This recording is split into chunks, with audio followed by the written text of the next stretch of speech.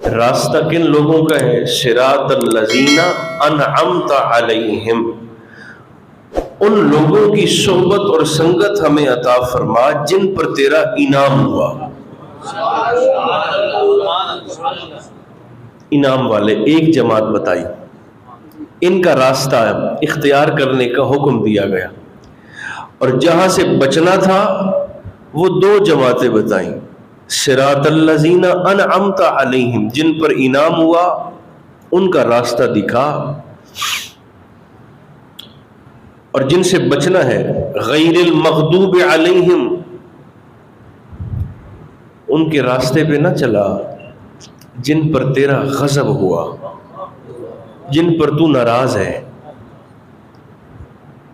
جن سے تو غضبناک ہوا، وَلَضَّالِّينَ، اور نہ ہی ان لوگوں کے راستے پر چلا جو خود بھٹکے ہوئے ہیں۔ صحبت اختیار کرنی تھی تو ایک جماعت کا اشارہ کر دیا، بچنے کا حکم دیا تو دو دفعہ تنبیہ فرمائی۔ یہ اللہ کا اسلوب ہے۔ میں نے سورہ توبہ کی ایک آیت کو 81 نمبر آیت کو تلاوت کیا ہے۔ اللہ فرماتا ہے والمؤمنون والمؤمنات بعضهم اولیاء بعض، فرمایا مومنین اور مومنات ایک دوسرے کی مددگار ہیں، ایک دوسرے کی مدد کرتے ہیں۔ تو یہ مدد کیسے کرتے ہیں؟ یعنی کوئی پیسے دیتے ہیں، کوئی چندہ دیتے ہیں، ایک دوسرے کے ساتھ کوئی مالی معاونت کرتے ہیں؟ نہیں، بلکہ مومنین اور مومنات کی مدد کی کیفیت یہ ہے یأمرون بالمعروف وینہون عن المنکر، وہ ایک دوسرے کو نیکی کرنے کا حکم دیتے ہیں اور برے کاموں سے بچنے کی نصیحت کرتے ہیں۔ کوئی اچھائی کرتا ہے تو اس کی حوصلہ افزائی کرتے ہیں، وَيَنْهَوْنَ عَنِ الْمُنْكَرِ، اور اگر کوئی برا کام کرتا ہے تو اسے سمجھاتے ہیں، اسے بتاتے ہیں کہ تو غلط بات پہ اڑ گیا ہے، تیرا انداز درست نہیں ہے، تیرا طریقہ ٹھیک نہیں ہے۔ برائی ہو تو حوصلہ شکنی کرتے ہیں، نیکی اچھائی اور حسنات ہوں تو حوصلہ افزائی کرتے ہیں۔ یہ مومنین کی مدد کی مثال۔ سرکار فرماتے ہیں اپنے بھائیوں کی مدد کرو، خواہ ظالم ہو یا مظلوم۔ ایک صحابی اٹھ کر کھڑے ہو گئے، حضور مظلوم کی مدد تو سمجھ میں آتی ہے، ظالم کی مدد کیسے کریں؟ آقا ارشاد فرمانے لگے ظالم کو ظلم سے اگر تم نے روک دیا تو یہ بھی تم نے اس کی مدد کر دی۔ مظلوم کے ساتھی بنو،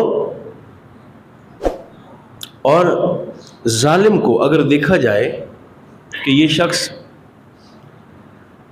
کج روی کا شکار ہے، ہٹ دھرم ہے، بلا وجہ کسی بات پہ اڑ گیا ہے اور اس کی وجہ سے لوگ پریشان حال ہیں، تو اللہ نے ان مومنین کی ایک صفت یہ بھی بیان کی ہے۔ یہ نہیں کہ صاحب ہم تو کام سے کام رکھتے ہیں، ہمیں کیا لینا دینا، کوئی گرتا ہے تو گرے، کوئی مرتا ہے تو مرے، نہیں۔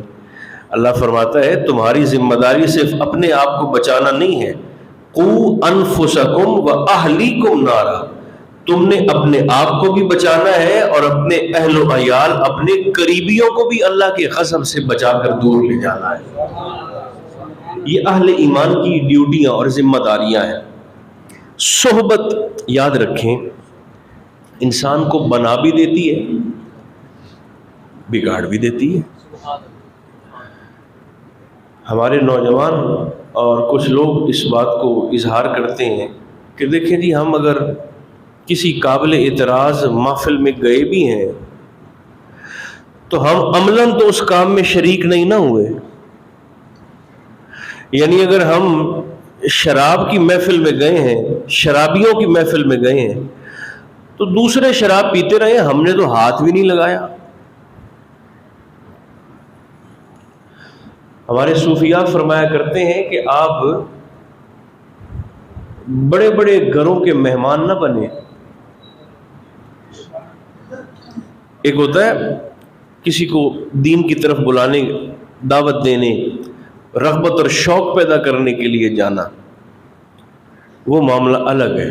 لیکن صرف اس نیت سے، اس ارادے سے کسی کے ہاں کھانے پر، دعوت پر، گفتگو کے لیے چلے جانا کہ یہ بڑا اونچا بندہ ہے، گھر اس کا اچھا ہے، معاملات اس کے ٹھیک ہیں، صاحب اقتدار ہے، صاحب اختیار ہے، کرسی والا ہے، سیٹ والا ہے. صوفیاء فرماتے ہیں آپ خواہ مخواہ ایسے ہی کسی کے گھر چلے گئے تو وہاں جا کر، چونکہ وہ انسان کے دل کا، طبیعت کا خالق ہے، آپ کا دل بھی تھوڑا تھوڑا ضرور کرنے لگ جائے گا کہ اگر یہ اس طرح کے گھر میں رہ سکتا ہے تو میں کیوں نہیں رہ سکتا. یہ خواہش پیدا ہوئی تو مارا ماری آ جائے گی. جیسے ہی مارا ماری پیدا ہوئی تو سمجھیں دنیا بھی برباد ہو گئی، آخرت بھی برباد ہو گئی. الہاکم التکاثر حتی زرتم المقابر. کثرت کی طلب نے لوگوں کو مسجدوں سے دور کر دیا ہے، قبروں تک پہنچا دیا ہے. کثرت کی طلب، یہ بھی آ جائے، یہ بھی آ جائے، یہ بھی آ جائے. تو یہ جو ہرس ہے نا زیادہ سے زیادہ کی، جو پہلے سے موجود نعمتیں ہوتی ہیں بندے کے پاس، یہ ہرس انہیں بھی حقیر کر دیتی ہے، زیرو کر دیتی ہے. لہذا جو تصوف کا سلسلہ ہے، تصوف کا یہی وجہ ہے کہ ہمارے صوفیاء اور بعض مشارب اور بعض مشائخ تصور شیخ کی باقاعدہ مشق کرواتے ہیں. یعنی اس پریکٹس کا نام ہی تصور شیخ ہے.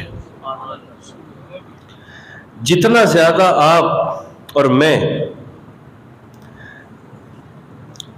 تصور شیخ میں، اپنے مرشد کے تصور میں، اپنے استاذ کے تصور میں، اپنے ہادی اور رہبر کے تصور میں کامل اور پختہ ہوتے چلے جائیں گے، اسی طرح اللہ کریم روحانیت کی منازل انسان کو طے کرواتا جاتا ہے.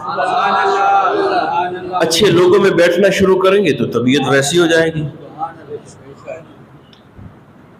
بعض دفعہ ایسے بھی ہوتا ہے کہ اچھا بھلا بندہ ٹھیک ٹھاک چل رہا ہوتا ہے اور ایک صحیح رستے پہ، صحیح ٹریک پہ آ جاتا ہے، لیکن نہ جانے کہاں سے کوئی آتا ہے اور وہ اس کے ذہن میں ایسا سوال ڈالتا ہے. دراصل وہ سوال نہیں ہوتا، وہ وسوسہ ہوتا ہے. جیسے ہی سوال ڈالتا ہے تو ذہن پراگندہ ہو جاتا ہے، طبیعت میں رکاوٹ آ جاتی ہے، الجھاؤ پیدا ہو جاتا ہے. ہمارے ایک بہت بڑے صوفی ہیں شیخ فرید الدین عطار رحمۃ اللہ تعالی علیہ نے، آپ نے اس بات کو لکھا اسی صحبت پر. آپ فرماتے ہیں کہ سید چنن شاہ، سید پیر چنن شاہ آلو مہار شریف والے، آپ کی بارگاہ میں ایک نوجوان آیا تو وہ آپ کی صحبت میں آ کر بیٹھنے لگا. آپ اسے دین کی باتیں بتانے لگے، اس کی تربیت کا سلسلہ شروع ہو گیا. آہستہ آہستہ اسے آپ سے پیار ہو گیا اور آپ کو اس سے پیار ہو گیا.